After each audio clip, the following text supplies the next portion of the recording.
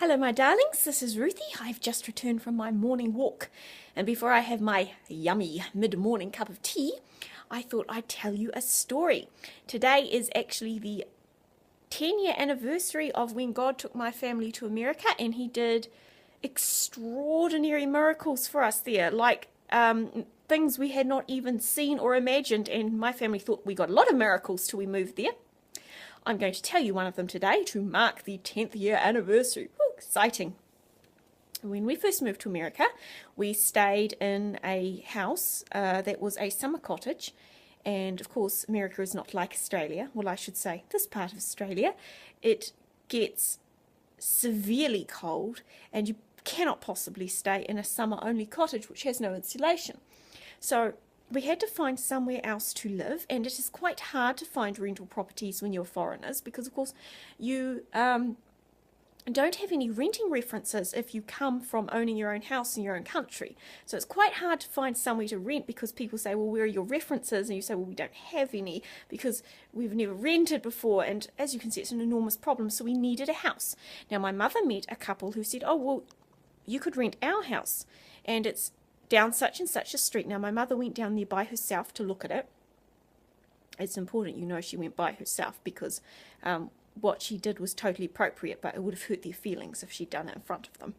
And she walked down the street and she found the address, and she looked at the house and she realized it was far, far too small for us. And she realized we wouldn't fit because we were all teenagers and there were 4 of us and her and Dad, and she realized it wouldn't work. But we had nowhere else to go, and we needed to get out of this house within a few days.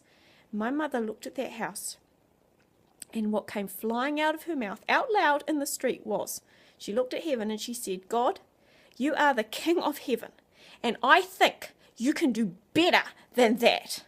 And as soon as she said it, she felt a bit ashamed, like maybe it was a prayer of ungratefulness, but she said she felt God's pleasure, like he was pleased with her faith and he was going to do better than that.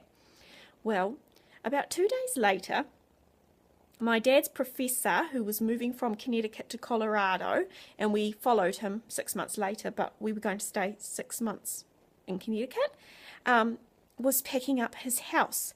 And his wife had just had a baby, so she couldn't really move around much, and he was trying to pack it up by himself. And my dad heard about this, and he said, oh, me and my wife will come and help you pack up that house. We don't mind. So they went round, and they went into his house, and it was absolutely huge. It was enormous. It was a mansion. It had great big marble floors and this enormous chandelier and this huge staircase. It was extraordinarily large. And as they're helping him pack up the house, the professor said, my house is going on the market, and I'm very worried because it's a very valuable house and I don't want to leave it empty for 6 months, but I don't want to put renters in it either. And then he looked at my dad and he said, oh, he said, you're staying here for the next 6 months. He said, maybe you can house sit it. So we ended up living in the most enormous mansion. It was so huge, it was like living in a supermarket. And I'll tell you something about enormous mansions because you may not know this. I didn't know it.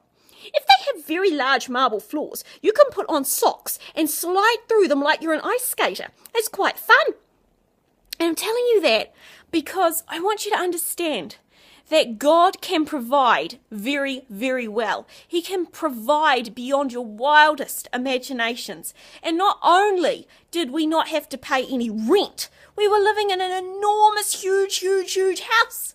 So remember that when you pray, God can make miracles. The God of the Bible is the same God today. He is still answering prayers, and what makes a prayer powerful is the amount of faith you pray it with and the amount of obedience you give God when he makes a request of you. Because when you pray, you're asking God for something. So make sure when he asks you for something that you give it to him with the speed you want him to give something to you. And keep remembering to pray and wait and obey God, because that really is what makes your prayers powerful. Love you. Bye-bye.